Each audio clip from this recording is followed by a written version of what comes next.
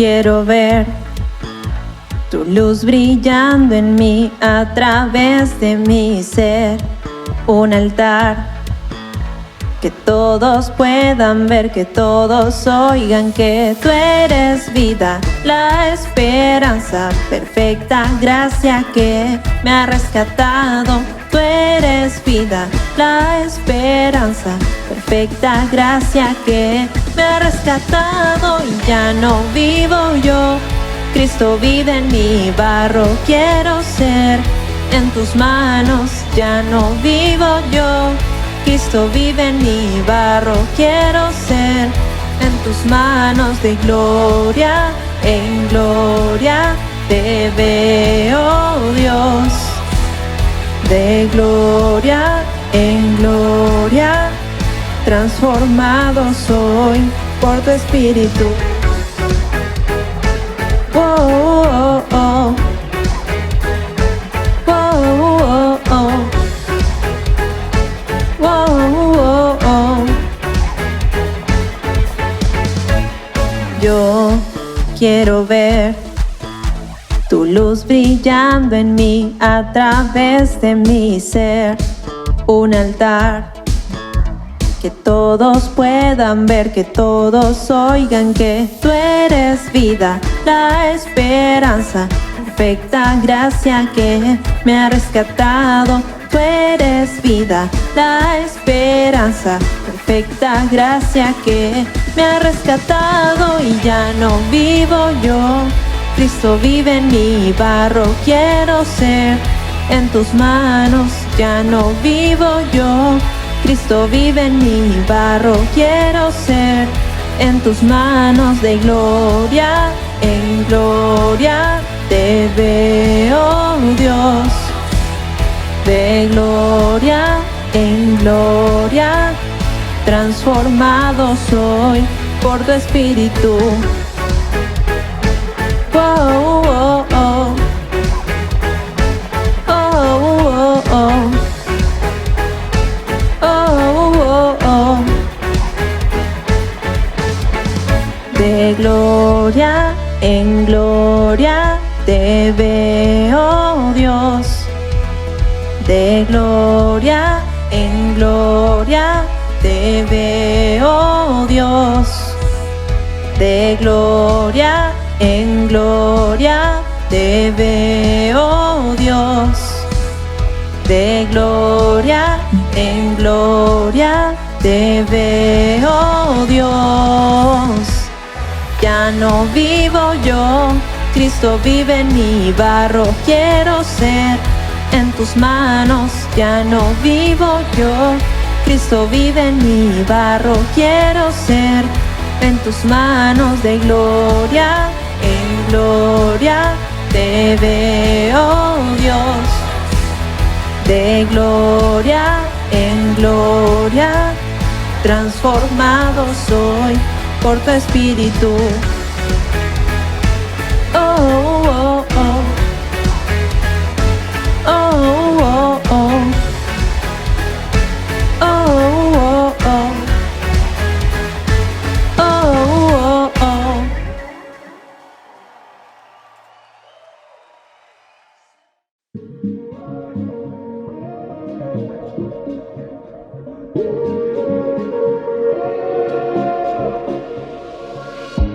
Cuando oscurece y el miedo crece, escucharé tu voz. Si mi esperanza y fe se acaban, mi fuerza tú serás. Cuando creo que no hay valor en mí, Dios lo encuentro en ti. No me rendiré, pues sé que tú nunca me dejarás, nunca me dejarás. Tu amor me cautivó, nunca está lejos. Lo siento resonando como un eco. Tu amor me cautivó, nunca está lejos. Lo siento resonando como un eco en mi corazón. Oh, oh, oh.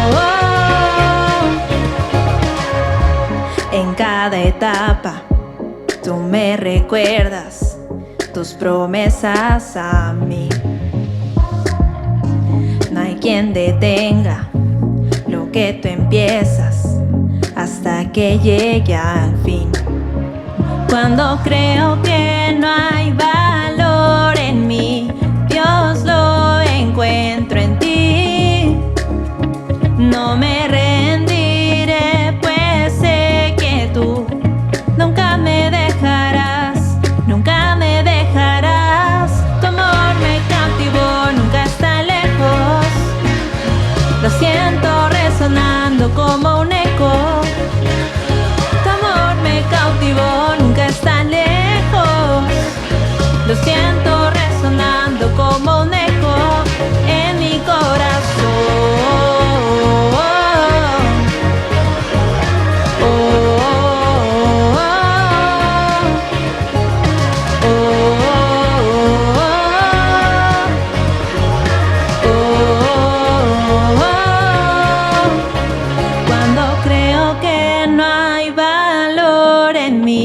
Dios, lo encuentro en ti.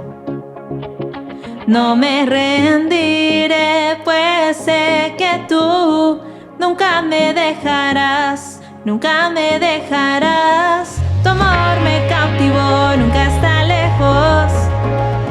Lo siento resonando como un eco. Tu amor me cautivó, nunca está lejos. Lo siento resonar, resonar. Tu amor me cautivó, nunca está lejos.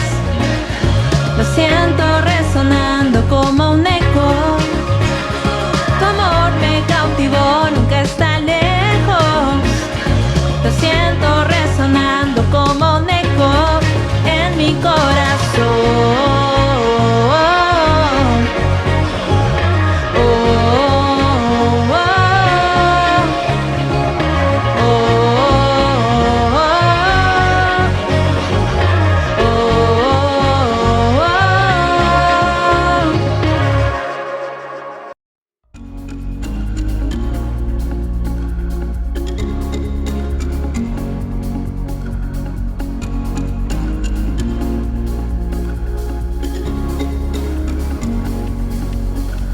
Estoy aquí, no tengo nada más que dar. Todo en mí anhela solo adorar. Con manos vacías vengo, con el corazón abierto. Con todo mi ser yo creo. Dios es amor.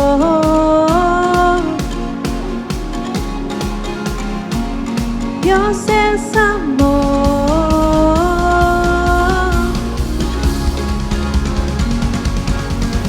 Eres todo lo que yo quiero. Por tu amor volví a nacer. Tengo todo, si a ti te tengo. Era ciego y ahora puedo ver.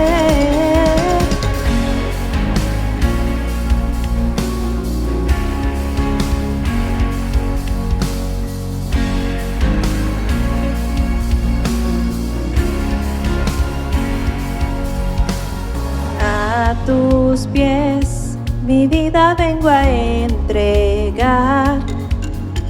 Solo en ti encuentro mi lugar, mi hogar. Con manos vacías vengo, con el corazón abierto. Con todo mi ser yo creo. Dios es amor. Dios es amor.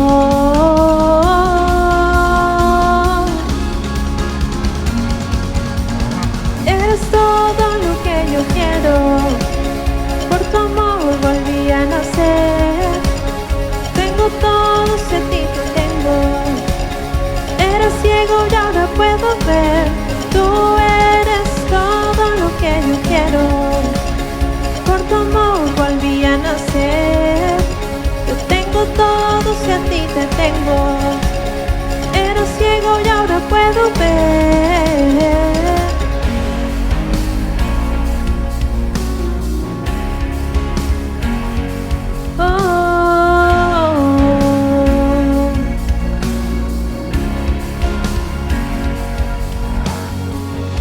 Con manos vacías vengo, con el corazón abierto, con todo mi ser yo creo.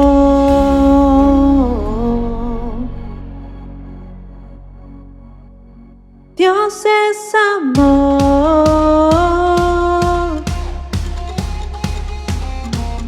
Dios es amor.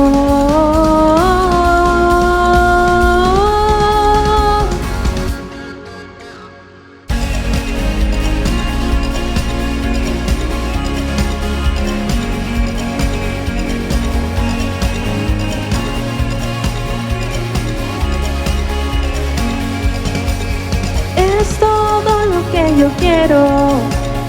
Por tu amor volví a nacer. Tengo todo, si a ti te tengo. Era ciego y ahora puedo ver. Tú eres todo lo que yo quiero. Por tu amor volví a nacer. Tengo todo, si a ti te tengo. Era ciego y ahora puedo ver.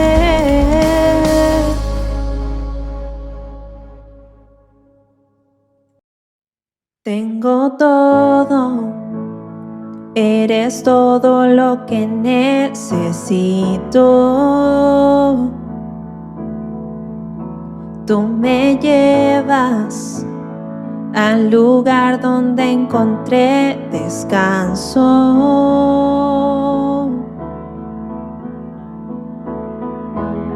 Renuevas mis fuerzas, tú guías mis pasos.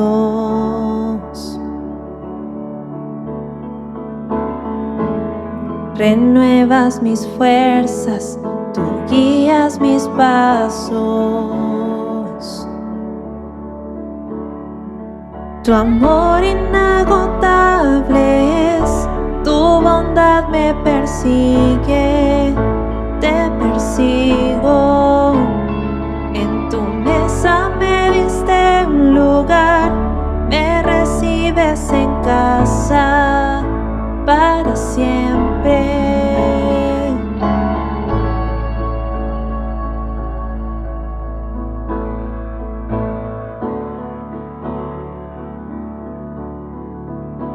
En tus brazos cada miedo y temor se apagan. Tú me enseñas a confiar cuando mi fe desmaya.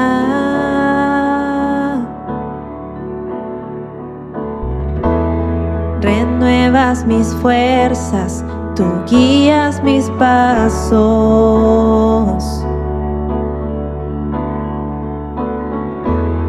Renuevas mis fuerzas, tú guías mis pasos. Tu amor inagotable es, tu bondad me persigue, te persigo. En tu mesa me diste un lugar, me recibes en casa para siempre. Tu amor inagotable es, tu bondad me persigue, te persigo.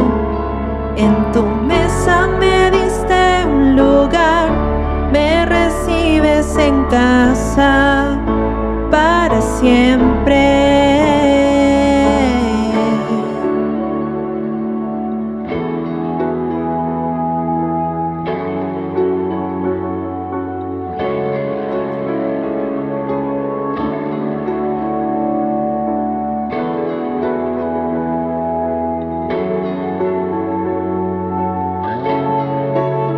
Aunque pase por el valle de la sombra y muerte,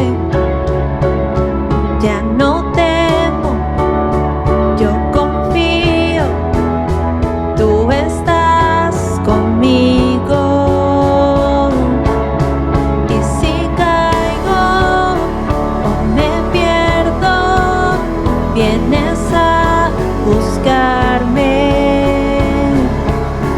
No me olvidas y me encuentras y nunca te rindes. Tu amor inagotable es, tu bondad me persigue, te persigo. En tu mesa me diste un lugar, me recibes en casa para siempre. Tu amor inagotable es, tu bondad me persigue, te persigo. En tu mesa me diste un lugar, me recibes en casa para siempre.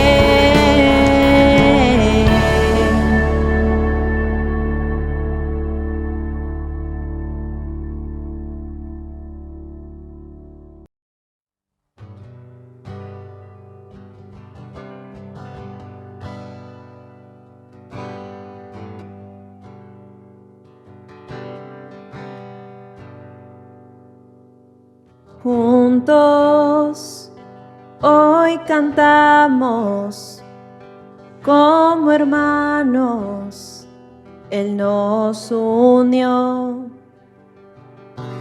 Hijos de todo el pueblo, este es el tiempo de alzar la voz y no escucharé al miedo. Mi mirada pongo en el cielo, en tu gracia firme soy. Tú me amas tal como soy, valiente seré, yo sé, mi esperanza está en Él. Oh, oh, oh, oh,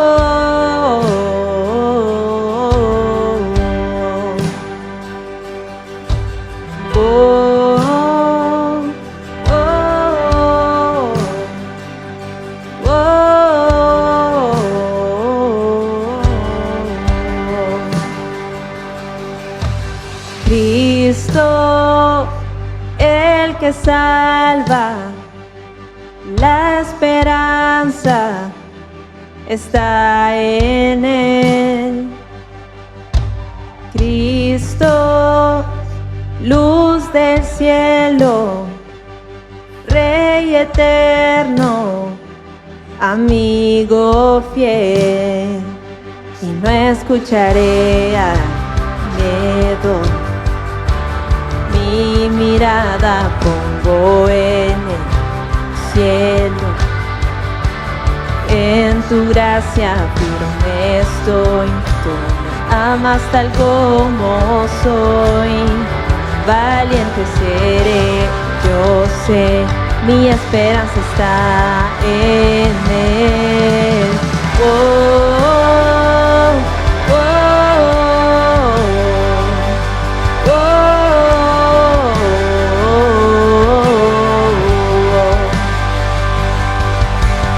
oh,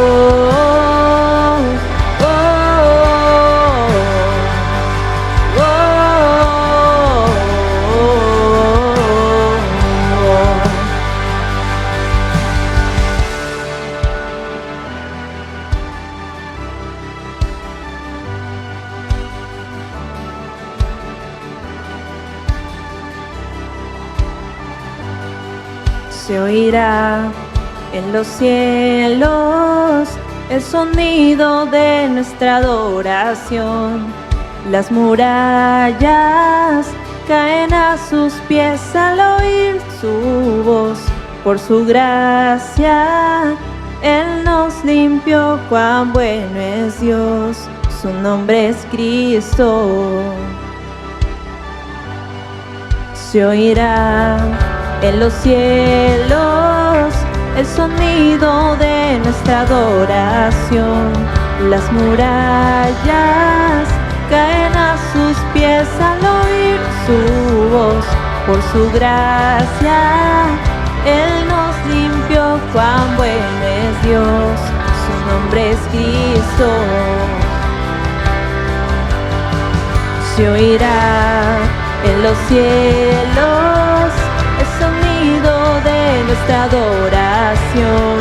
Las murallas caen a sus pies al oír su voz, por su gracia.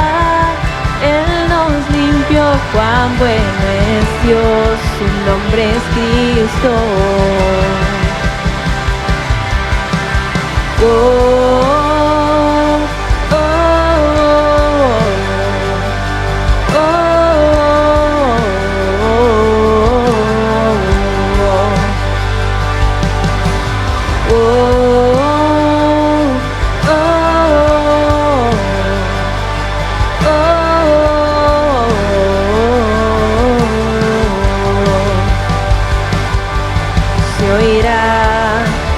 cielos, el sonido de nuestra adoración. Las murallas caen a sus pies al oír su voz, por su gracia. Él nos limpió, cuán bueno es Dios, su nombre es Cristo. Cristo, el que salva, la esperanza está en él. Cristo, luz del cielo, Rey eterno, amigo fiel.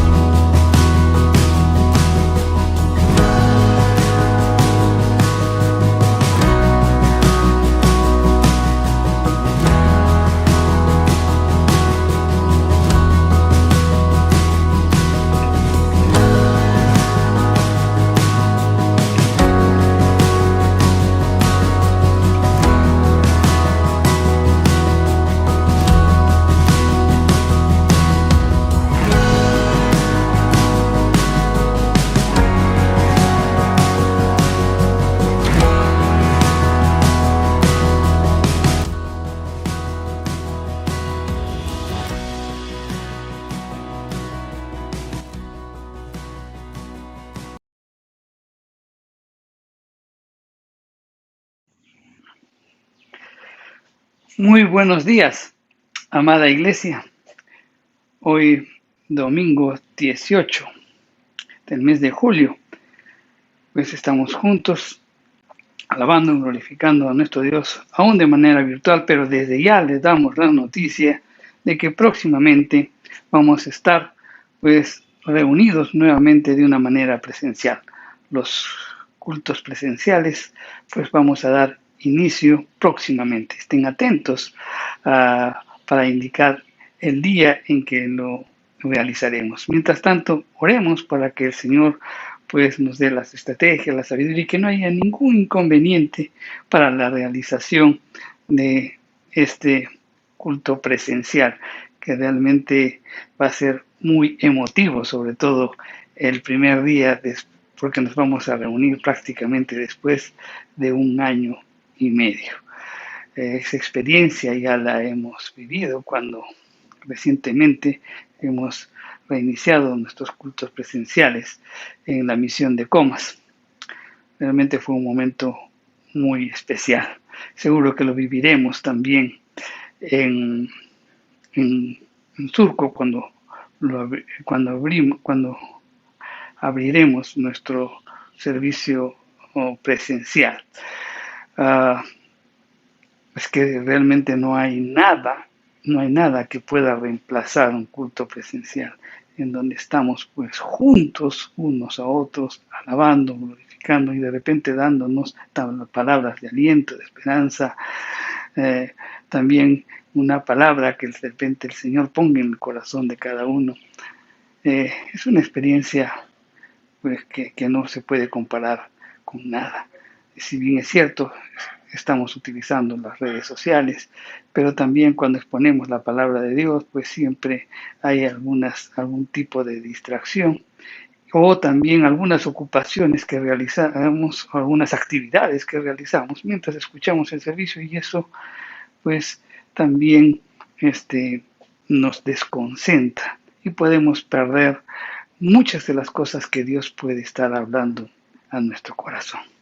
Así que estemos atentos, estemos gozosos, porque muy próximamente pues estaremos abriendo nuestro servicio presencial. Vamos a dar inicio pues al mensaje de esta mañana. Vamos a reiniciar nuestros estudios del libro de Mateo, en donde nos quedamos. Así que vamos a orar. Padre Santo, en el nombre de Jesús, Señor, nos ponemos en tu presencia, te damos gracias por este día, Señor, gracias por permitirnos también seguir predicando tu evangelio, gracias también porque nos permites escuchar tu palabra, Señor, esa palabra que llega hasta lo más profundo de nuestro corazón y porque tu palabra nunca regresa vacía, Señor, siempre cumple su cometido, siempre cumple el propósito por el cual fue enviado. Señor, por eso estaremos atentos a lo que tú nos vas a hablar en esta mañana. Y te pedimos que tengas el total control de todo lo que hablemos y realicemos hoy, Señor, y que el propósito principal, pues como siempre decimos, es que sea exaltar, bendecir y glorificar tu nombre. Señor, que esta palabra pues quede anidada, como siempre lo decimos también, en nuestro corazón y que nos invite pues a cambios de actitud en nuestra vida, para gloria tuya, en el nombre de Jesús. Amén. Bien, en el pasaje de hoy contemplaremos pues el corazón perdonador de nuestro Señor Jesucristo, en donde vamos a ver que nuestro Señor Jesucristo otorga el perdón a un publicano. Pero no solo eso, sino que también lo llamó a ser su discípulo. Como veremos también más adelante, no se trataba pues de una persona a quien podíamos apelar con pasión por los sufrimientos que quizás pudo haber experimentado en la vida, tal vez como el paralítico, ¿no?, que acababa de sanar y que lo predicamos en el último mensaje que realizamos cuando estábamos predicando el libro de Mateo. Entonces aquí vamos a ver que no se trataba de un hombre pues que se podía apelar a la compasión por los sufrimientos que experimentó en la vida, no, sino todo lo contrario. Vamos a ver una persona cuyo oficio era considerado pues poco ético en las relaciones humanas. Así que vamos a verlo, y esto está en el capítulo 9 de Mateo, los versos del 9 al 13.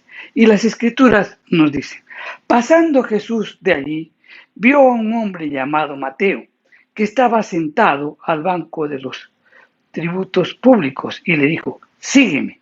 y se levantó y le siguió. Y apareció que estando él sentado a la mesa en la casa, he aquí que muchos publicanos y pecadores que habían venido se sentaron juntamente a la mesa con Jesús y sus discípulos. Y cuando vieron esto los fariseos, dijeron a los discípulos: ¿por qué come vuestro maestro con los publicanos y pecadores? Al oír esto, Jesús les dijo: perdón, los sanos no tienen necesidad de médico, sino los enfermos. Id pues y aprended lo que significa misericordia quiero y no sacrificio, porque no he venido a llamar justos, sino a pecadores al arrepentimiento. Amén. Bien, una de las cosas que tenemos que entender es el contexto en el cual se realiza esto, porque así nos permite también examinar o meditar un poquito más profundo el mensaje que nuestro Señor trata de, que el Señor da a través de su palabra. Miren, todos los hombres son pecadores, pero a los ojos de los judíos, los publicanos lo eran en triple medida. ¿Y por qué? Porque en primer lugar trabajaban para la odiada invasora Roma, ¿no?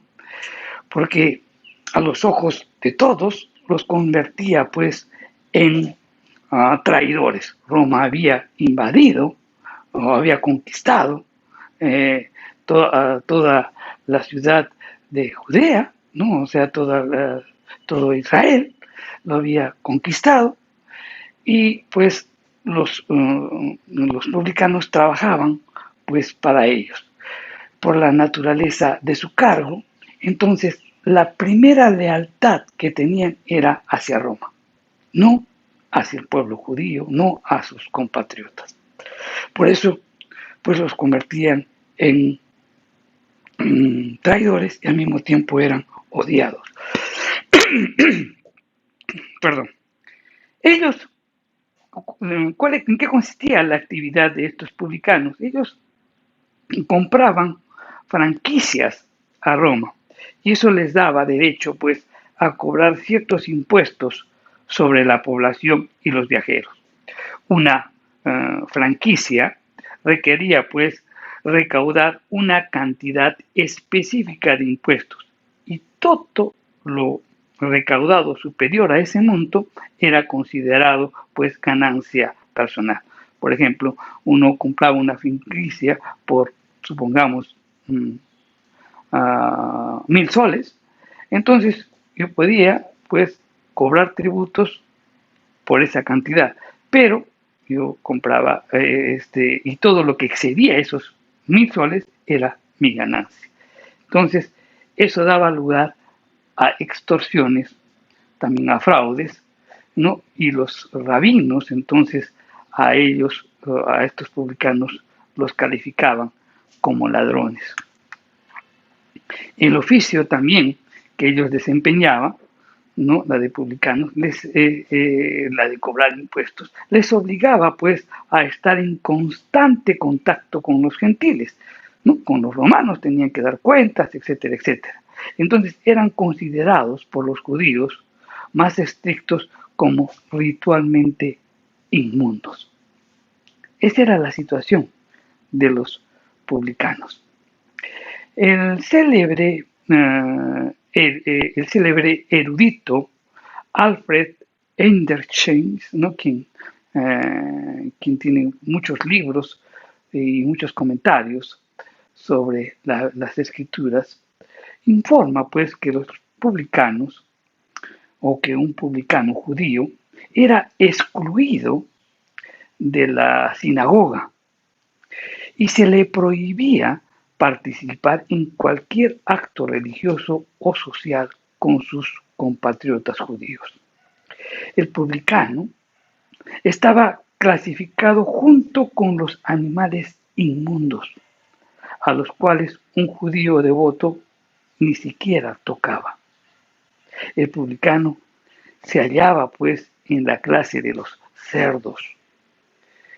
y puesto que lo consideraban un traidor y mentiroso congénito, se le clasificaba pues como ladrones y asesinos. Y además se les prohibía dar testimonio en cualquier tribunal judío. Decían, ¿cómo podemos creer en la palabra pues de este hombre? ¿No?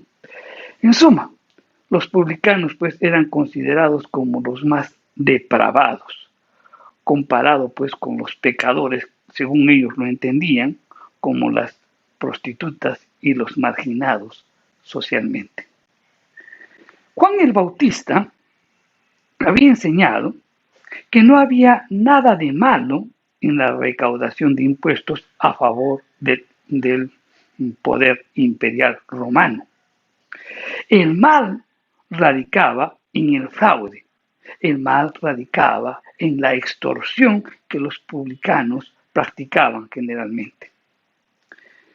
El verdadero arrepentimiento, según el evangelista Juan, no necesariamente pues implicaba el dejar de recaudar impuestos, pero sí implicaba el abandono de cualquier práctica extorsionista y fraudulenta. Muchos recaudadores de impuestos aceptaban sobornos de los ricos a fin de reducirlos o de repente falsificarles sus impuestos. Y luego grababan pues todo lo que ellos habían negociado, lo grababan proporcionalmente entre las clases media y baja. Y por eso, pues eso los hacía más odiados por la población. Ellos amasaban enormes cantidades de fortunas bajo la autoridad, pues, del sistema opresivo, ¿no? Y sobre todo a expensas de sus propios compatriotas. Cuando uno de los publicanos se les acercaba a Juan el Bautista, ¿qué Juan el Bautista qué les dijo? Vamos a leerlo, y está en Lucas, en el capítulo 3, los versos del 12 al 13. Lucas capítulo 3, de los versos 12 y 13. Y dice, vinieron también unos publicanos para ser bautizados, y le dijeron, Maestro, ¿qué haremos? Él les dijo, no exijáis más de lo que está ordenado. En otras palabras, cobren lo justo. Eso les dijo Juan el Bautista a los publicanos. O sea, no censuró el trabajo, sino la actitud que ellos tenían, ¿no?, de enriquecerse a costa de sus compatriotas, de sus hermanos. Y Cristo parece pues haber asumido este mismo punto de vista básico. ¿Y por qué afirmamos esto? Cuando vemos el caso de Zaqueo, cuando Zaqueo se convierte, ¿no? Por ejemplo, él inmediatamente tuvo un encuentro con Jesús y él renuncia al fraude, renuncia a la extorsión y prometió reparaciones. Y dijo, si a alguien he robado, le voy a pagar 4 veces, ¿no? Le devolveré 4 veces. Él prometió reparaciones, pero él no renunció a su profesión como recaudador de impuestos, ni tampoco, bueno, aparentemente Cristo se lo exigió. Y eso está en Lucas, en el capítulo 19, los versos del 1 al 10. Pero en el caso de Mateo, y según los sinópticos, o sea, según Marcos y Lucas también, no lo llaman como Mateo, sino como Leví, ¿no? No, como Leví. En el caso de este Mateo o Leví, no era cuestión pues de satisfacer mínimamente los actos relacionados con la moralidad. Cristo lo llamó a seguirle. Y Mateo, levantándose, pues, o levantando todo, dice la Escritura, se levantó y lo siguió. Esta reacción de Mateo ¿no? O esta reacción de Mateo al llamado de Jesús da lugar a muchos supuestos, como por ejemplo de que Mateo vivía pues en Cafarnaúm, que como vivía ahí y Cafarnaúm era el centro de operaciones de nuestro Señor Jesús, entonces eso implicaba de que había tenido frecuentes contactos, ¿no?, con el Maestro. Y cuando vino el llamamiento, como que pareciera pues que el hombre estaba ya bajo una profunda convicción de pecado y necesidad espiritual debido a las enseñanzas de Jesús, y por eso lo sigo. Pero esos son supuestos, ¿no?, que uno leyendo puede indicar. Pero en el caso de la interpretación que vamos a dar en este pasaje, lo vamos a hacer conforme está escrito. Y la escritura registra pues el llamamiento de Jesús a Mateo de una manera eficaz. Es decir, lo llamó con la autoridad y el poder que el Hijo del Hombre tiene sobre todo. Le dice: Mateo, sígueme, sígueme. Ese mismo poder y esa misma autoridad manifestados en la curación del paralítico que hemos predicado. Ese mismo poder y esa autoridad en la sanidad del leproso que también hemos predicado. Ese mismo poder y autoridad en la restauración de la calma en la tempestad del mar de Galilea, que también lo hemos predicado. Ese mismo poder y autoridad ahora actúa pues en un publicano, llamándolo a ser su discípulo. Esto nos hace pensar también que el llamamiento que Dios hace en determinadas circunstancias obedece pues a un propósito cuyas razones solo Él conoce. No impone violentamente su determinación a la voluntad del hombre, sino que lo capacita para una aceptación voluntaria del llamamiento divino. En otras palabras, para que lo entendamos claramente, Dios capacita al pecador para responder al llamado de la gracia, sin hacer violencia en su personalidad. Y eso es obra del Espíritu Santo, puesto que nos da convicción. Amén. Dios tenía un propósito soberano sobre este publicano, Mateo. En su pensamiento, pues Dios miraría que él sería el instrumento para escribir un evangelio, no el evangelio de Mateo. De modo que lo llamó para que lo siga. Y la respuesta no se hizo esperar. La Escritura dice que se levantó y siguió a Jesús. Pensemos un ratito. Se levantó y siguió a Jesús. Quiere decir que allí se quedó todo lo que había sido la razón de su vida antes del encuentro con Jesús. Se quedó ahí en el escritorio, ahí en la mesa, se quedó todo. Todo lo que había sido su vida. Su decisión implicaba tener una pérdida económica para él. Su decisión implicaba un negocio abandonado y también, con mucha probabilidad, también se quedó pues lo ganado durante el día. Es decir, se produjo un cambio radical en la vida de Mateo. Cuando revisamos las Escrituras también vemos que los pescadores, ¿no?, cuando tienen un encuentro con Jesús también los llama y ellos inmediatamente dejaron su oficio.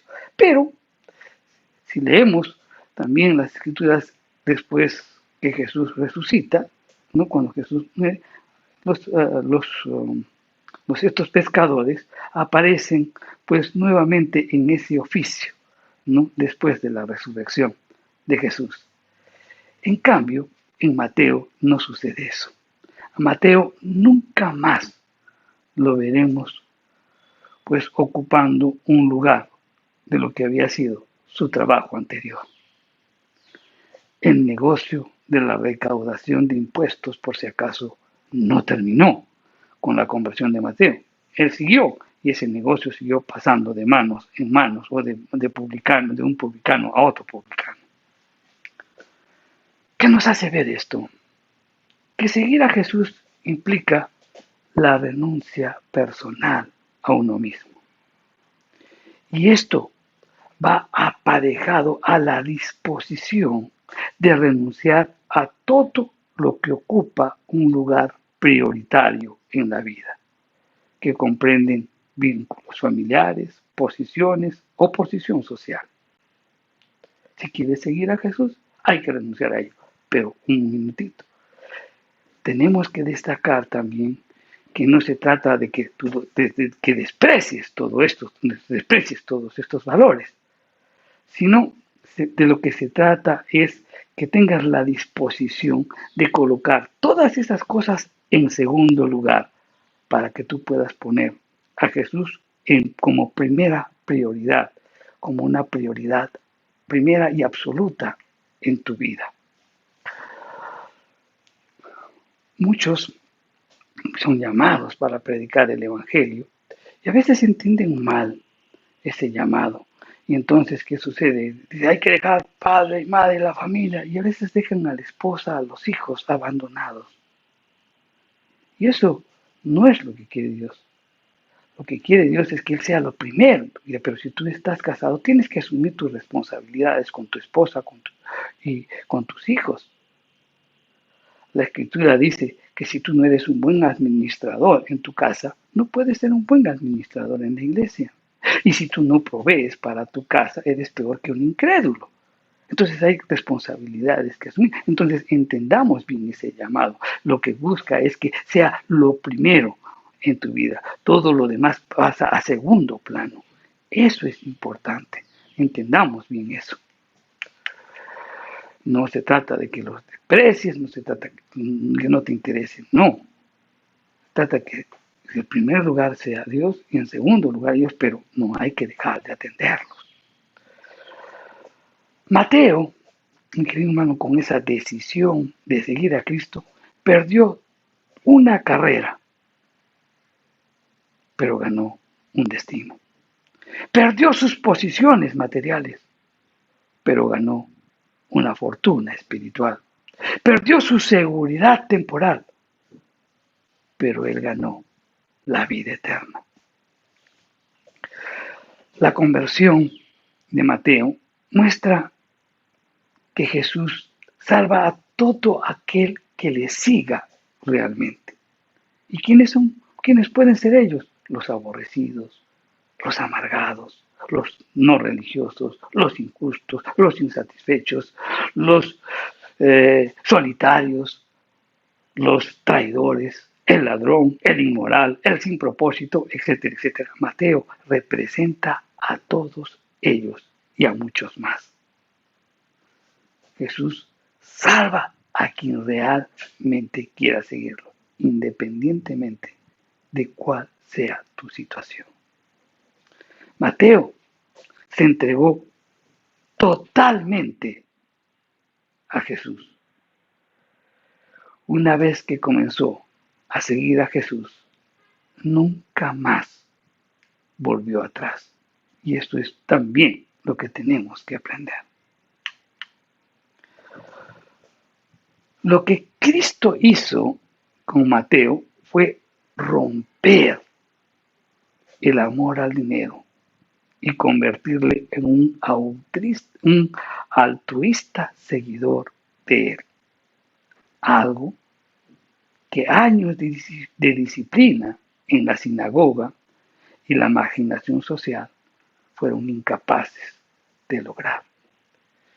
Cuando tú te conviertes al Señor, mi querido hermano, Él va a tener que romper aquellas cosas que realmente ataban o de repente en las que estabas involucrado y que les dabas la primera prioridad en tu vida.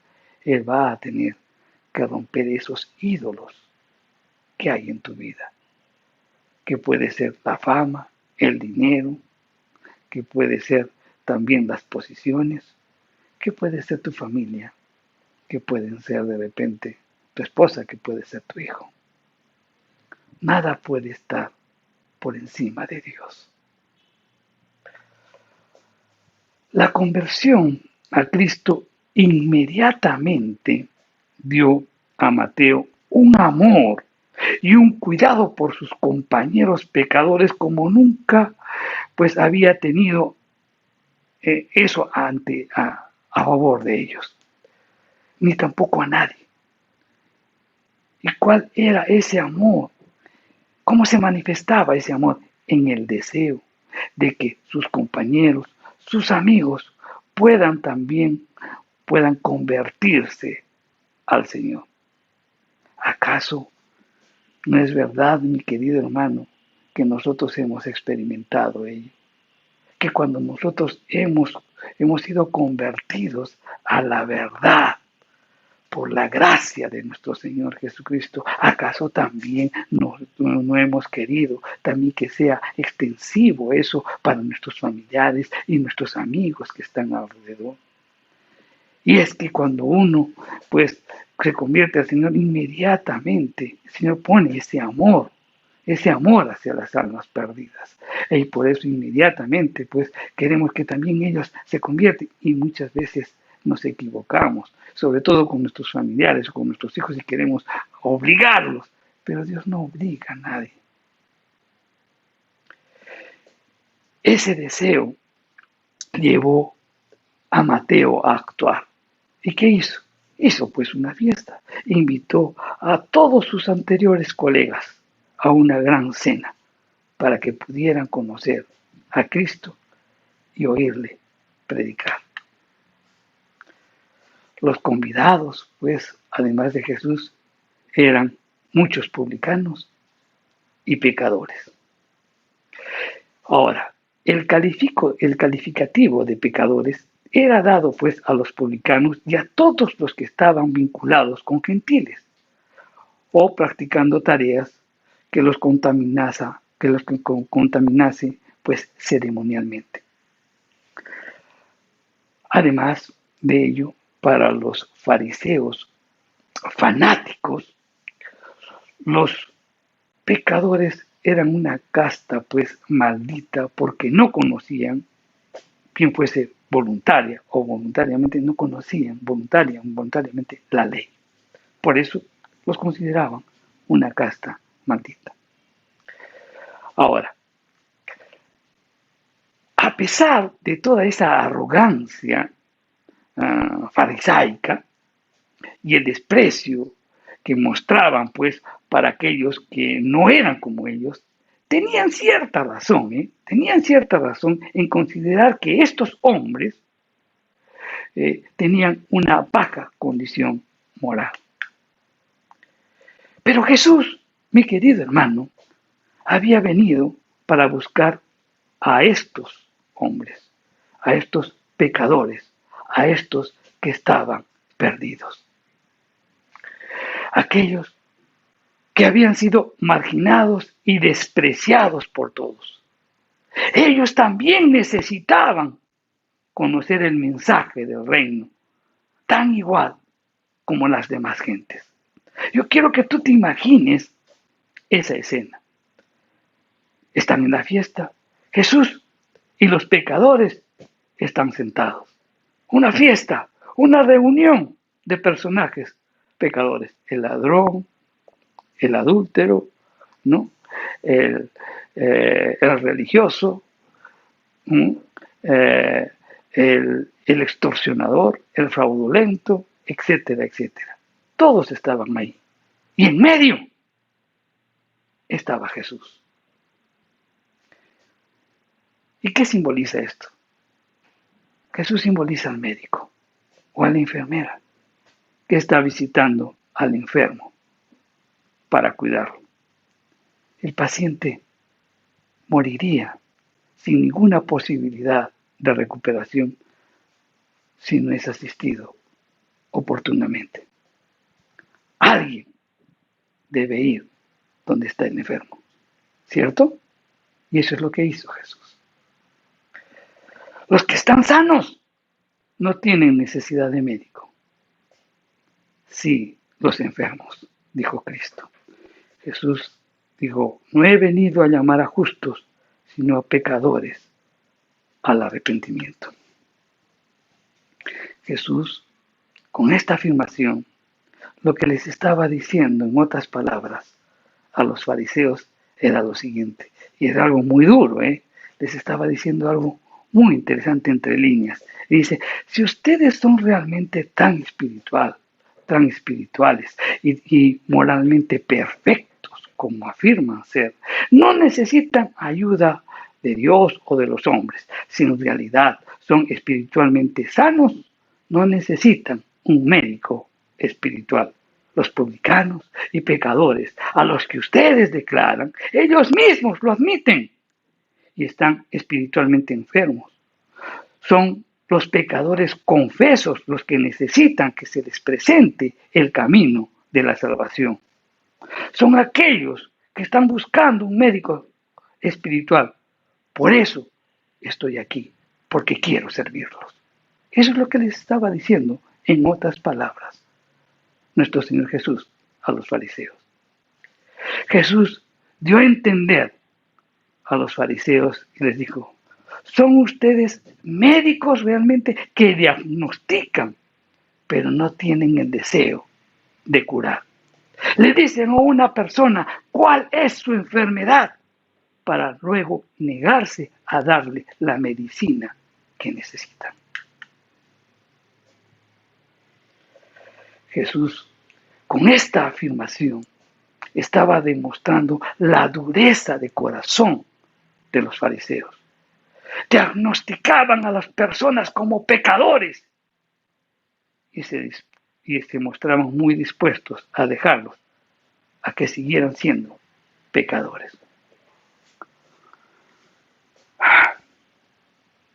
Me acuerdo mucho cuando estaba dictando unas clases de discipulado, unas hermanas.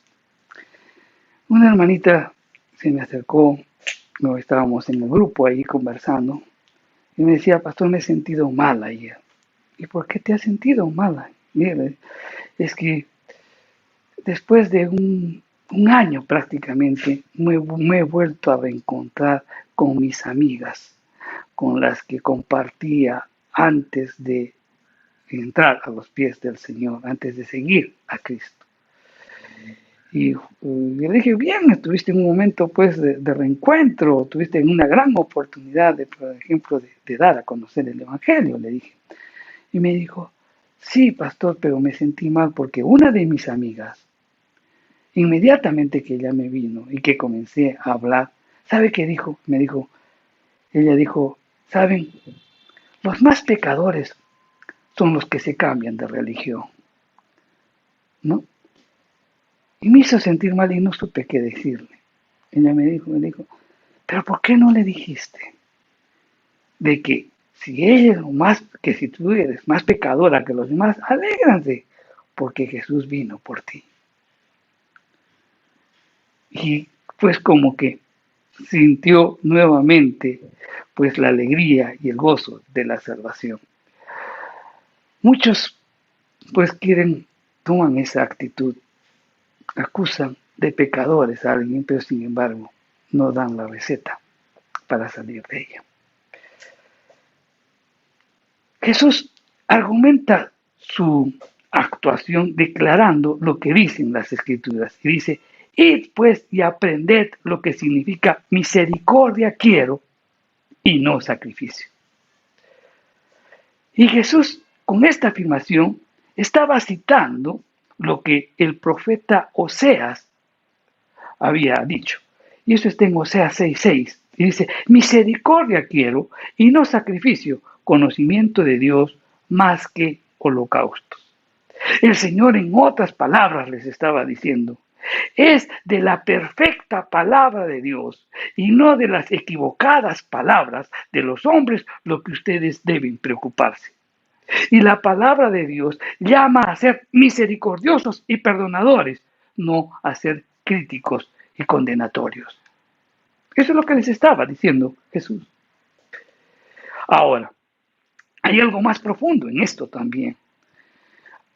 Jesús, al citar la expresión del profeta Oseas, hacía más incisiva pues la declaración de Jesús.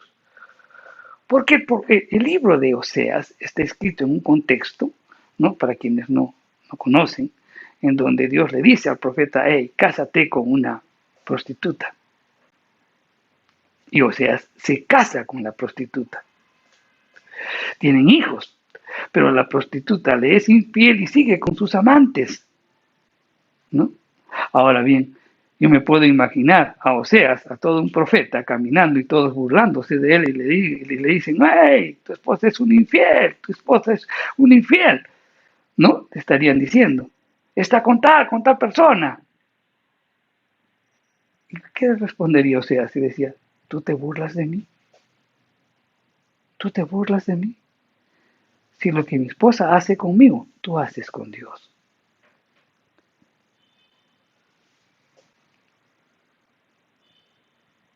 Oseas estaba predicando de una manera vívida lo que el pueblo de Israel hacía con Dios. La esposa de Oseas era Gomer. Y Gomer mostraba siempre infidelidad a su esposo Oseas. Y ese era un ejemplo vivo de la propia infidelidad del pueblo de Israel para con Dios. Pero al mismo tiempo, Oseas la llamaba, la amaba, la rescató, la amó, la perdonó. El continuo amor y el perdón de Oseas para Gomer era una imagen del continuo amor y perdón que Dios ofrecía a Israel. Así como Dios deseaba entonces misericordia en lugar de sacrificio, aún lo quiere ahora. Sin misericordia, mi querido hermano, todo ritual, toda ceremonia, todo sacrificio de los fariseos eran pues inaceptables a Dios. Al no tener misericordia, pues demostraban ser incluso más malos que aquellos despreciados publicanos y pecadores que no tenían pretensiones de piedad.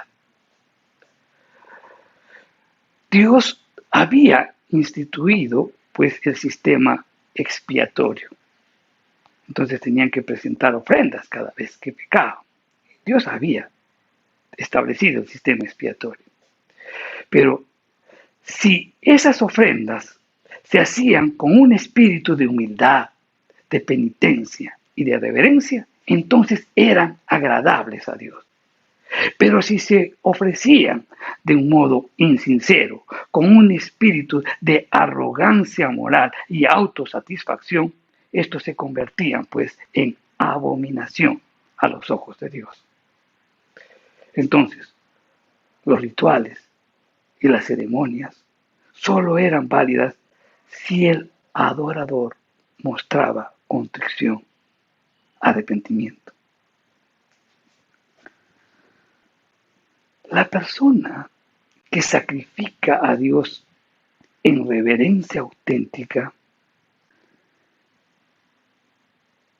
se refleja en un servicio de misericordia hacia las demás personas. Si la persona es fría para con los demás, demuestra también que es fría para el Señor. Así muestre de repente un comportamiento impecable en cuanto a las normas morales externas.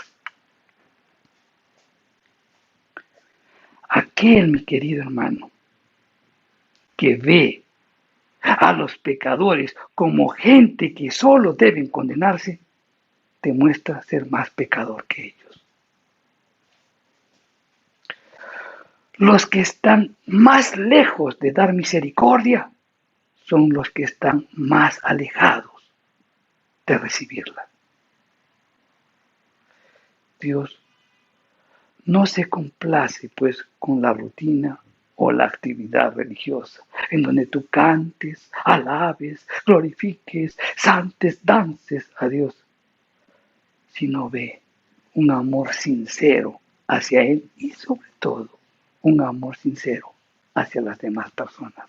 En vano es, mi querido hermano, de que dances, adores, saltes, si es que no muestras un amor y misericordia a tus hermanos.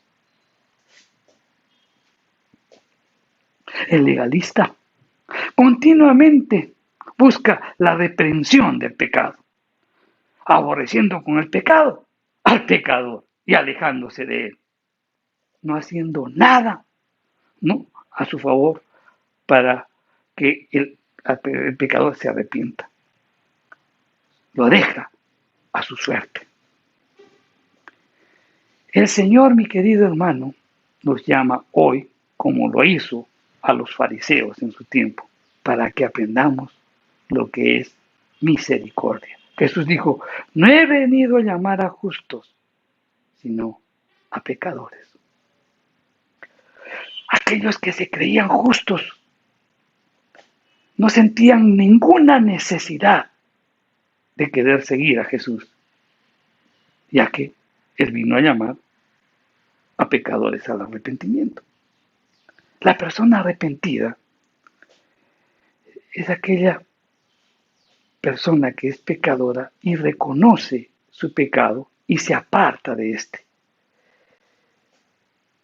Esos son los que son objeto, o esas personas son los que son objeto del llamamiento de Jesús. Aquellos que son pecadores, saben, reconocen, pero lo dejan. Son los que son llamados a seguirlo. Los individuos que son pecadores, pero al mismo tiempo se creen que son justos, cierran su corazón para recibir la misericordia de Dios, porque ellos están negando la necesidad de recibir esa misericordia.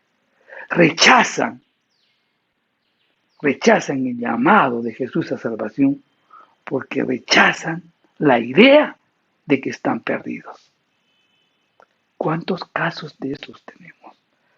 Cuando tú les predicas el Evangelio, yo me acuerdo muchísimo que en algún momento le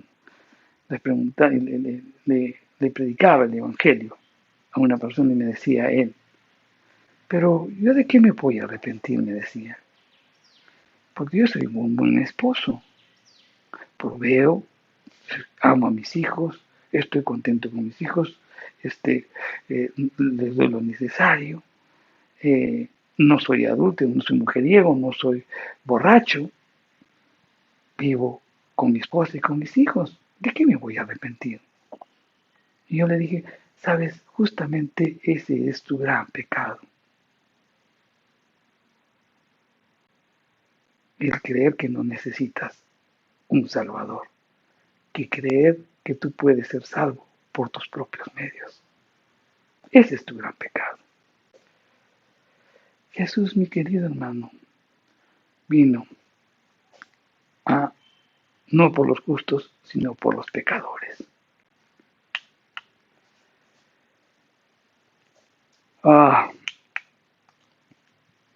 Jesús, en respuesta a una acusación similar, ¿no?, a la que recibió, en el cual le dicen, ¿por qué tu maestro come con publicanos y pecadores? En una acusación similar, en los evangelios más adelante se ve que Jesús les ofreció 3 ejemplos del interés, en donde grafica el interés de Dios sobre el perdón del pecador arrepentido. Y en esos 3 ejemplos les habla sobre la oveja perdida, simbolizando pues aquellos que están en el mundo y sin embargo Dios va en busca de ellos. Habla también sobre la moneda perdida. Esta moneda se perdió en la casa y hay muchos que de repente tal vez congregando, pues en los caminos del Señor se pueden perder. Pero aquellos que se arrepienten, el Señor los recibe.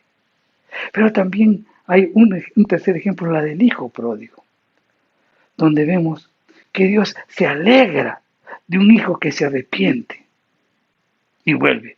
Pero también vemos a un padre que se entristece por un individuo santurrón, ¿no?, representado por el hermano mayor, que no perdona a los demás y hasta resiste el perdón que Dios concede a otros. Meditemos sobre esto. Aquel que piensa, mi querido hermano, que es justo, espiritualmente seguro sin Cristo, no tiene parte en Cristo, porque Él vino a llamar a pecadores. Él no puede buscar y salvar a quienes no reconocen que están perdidos. El reino de Dios es para los que están espiritualmente enfermos y desean ser sanados. El reino de Dios es para los que espiritualmente están corruptos y quieren ser limpiados. El reino de Dios es para los que espiritualmente son pobres y anhelan ser ricos espirituales. El reino de los cielos es para los espiritualmente hambrientos que desean ser alimentados. El reino de los cielos es para los que están espiritualmente muertos y quieren tener vida. El reino de los cielos es para los marginados impíos que anhelan convertirse en hijos de Dios. Como conclusiones sobre este mensaje, ¿qué podemos decir? En este mensaje encontramos a un hombre que más tarde sería pues el autor del Evangelio. Este hombre lo encontraron sentado en el banco de los tributos públicos. Lo vemos ocupado en su tarea mundana, seguramente pensando solo en lo que es el dinero y la ganancia. Pero de repente Jesús le llama, pidiéndole que le siga y que sea su discípulo. Mateo obedece inmediatamente, se asegura y rápidamente no retarda en cumplir el mandamiento del Señor. Y él se levanta y le sigue. Entonces, ¿aquí qué podemos aprender sobre este llamamiento? ¿Qué podemos aprender de este llamamiento que Cristo le hizo a Mateo? En primer lugar, que él puede tomar a un recaudador de impuestos y convertirlo en un apóstol. Quiere decir entonces que él puede cambiar cualquier corazón y hacer nuevas cosas en su corazón, hacer nuevas cosas en ella. No debemos pues dar por imposible la salvación a alguna persona, porque nosotros debemos seguir orando, hablando y trabajando por el bien de las almas, aún aquellas almas que consideramos peores según nuestros criterios. Para Dios no hay nada imposible. La voz y la autoridad del Señor es poderosa, mi querido hermano. Cuando Él dice, sígueme, puede hacer que hasta los más duros y más pecadores le obedezcan. Por otro lado, también debemos fijarnos en la decisión de Mateo. Él no esperó nada, no se demoró, no esperó una segunda oportunidad. Y cuando tomó la decisión, no volvió a su antiguo oficio. Y eso le generó una gran recompensa. Él escribió un libro conocido por toda la tierra y al mismo tiempo él mismo llegó a ser instrumento de bendición para otros. El hombre más rico, mi querido hermano, será olvidado cuando muera.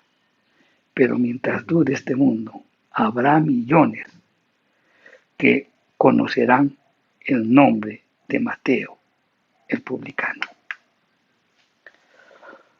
Los fariseos criticaron a nuestro Señor porque permitía que lo acompañaran publicanos y pecadores.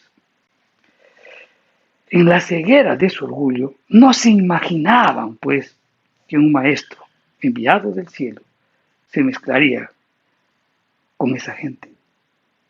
Mi querido hermano, el orgullo enceguece. Ignoraban por completo el propósito con el que el Mesías habría de venir al mundo. Ser un médico, ser un sanador de almas enfermas de pecado. Jesús lo respondió y le dijo, no he venido a llamar a justos, sino a pecadores al arrepentimiento. Y estas palabras también nos invitan a reflexionar que la primera cosa que hace falta para que se despierte un interés por Cristo es conocer nuestra propia corrupción, o sea, nuestra situación de pecado, y estar dispuesto a acudir a Él para que Él nos libre. Por otro lado también, no debemos apartarnos de Cristo, como en su ignorancia muchos lo hacen, porque ellos se sienten malos, se sienten perversos, se sienten indignos.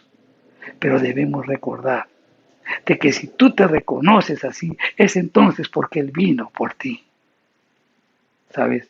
Dichosos son aquellos que verdaderamente comprenden que el requisito primordial para acercarse a Cristo es una convicción profunda de pecado.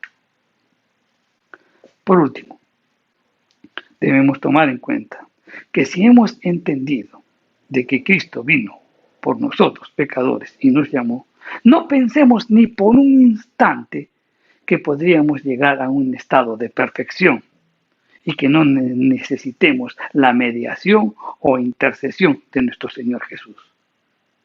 Tienes que recordar, mi querido hermano, que pecadores somos el día que por primera vez acudimos a nuestro Señor Jesucristo.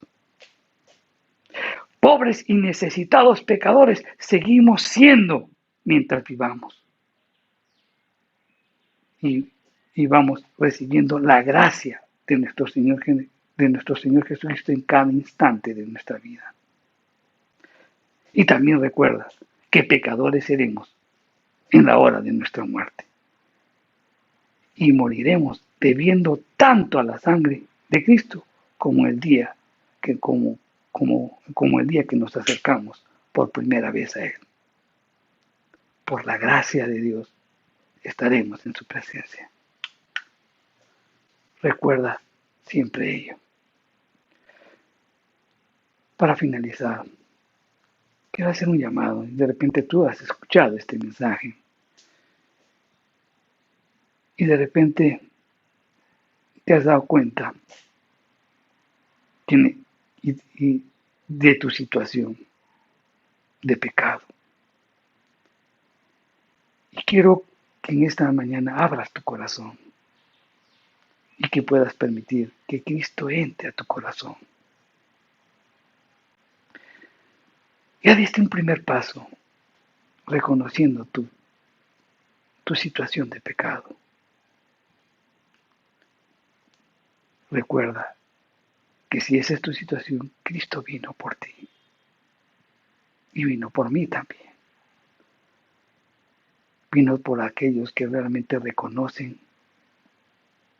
que somos pecadores. Abre tu corazón y dile, Señor, entra en mi vida. Cambia mi manera de vivir. Quiero que transformes mi vida.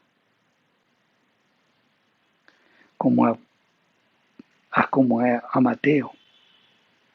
Mateo tuvo ese encuentro contigo y fue tocado, que realmente experimentó una nueva vida. Yo sé que tú moriste por mis pecados. Aún tal vez no lo entiendo profundamente, pero yo lo creo. Sé el Señor de mi vida y quiero seguirte. Ayúdame, Señor. Te lo pido desde lo más profundo de mi corazón. Amén. Si tú hiciste esa oración, mi querido hermano, ten la seguridad de que tu vida experimentará un cambio. Y es porque el Espíritu Santo comenzará a trabajar en ti. Amén. Bien, hermanos, les recordamos, sigamos orando por este tiempo en el cual pues vamos a estar fijando el día en que vamos a reiniciar nuestros servicios presenciales. Recuerda, mi querido hermano, somos bendecidos para bendecir. Que tengan una estupenda semana y que la gracia, la misericordia y la bondad de Dios se manifiesten en sus vidas. Que Dios los bendiga.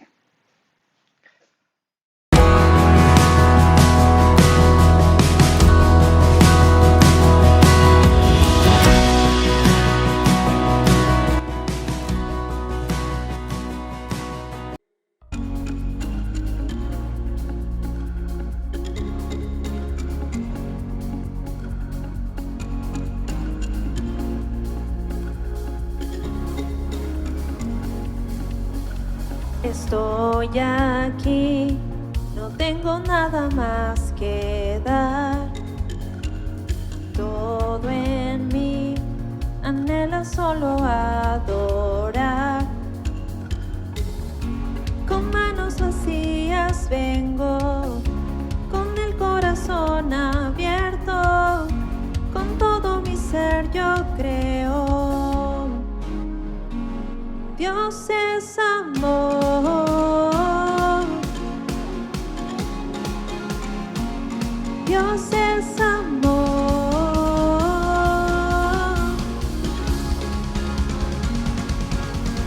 Eres todo lo que yo quiero, por tu amor volví a nacer. Tengo todo, si a ti te tengo. Era ciego y ahora puedo ver.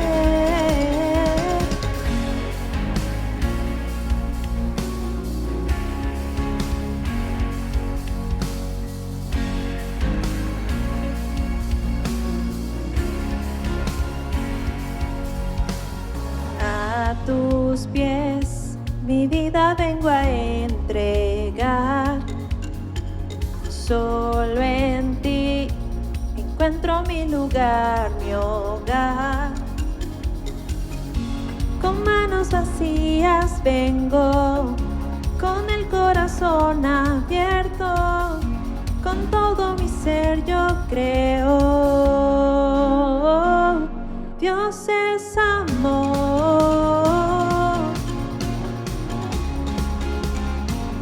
Dios es amor.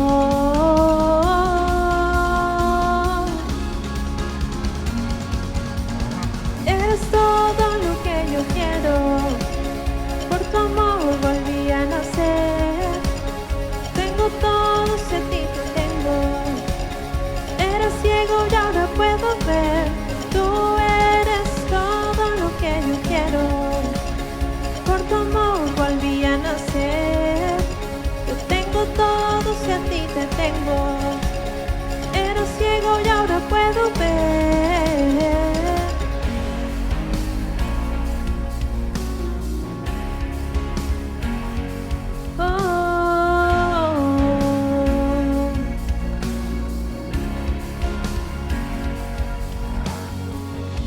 Con manos vacías vengo, con el corazón abierto, con todo mi ser yo creo.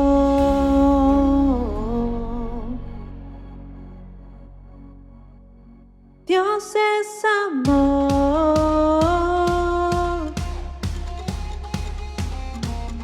Dios es amor.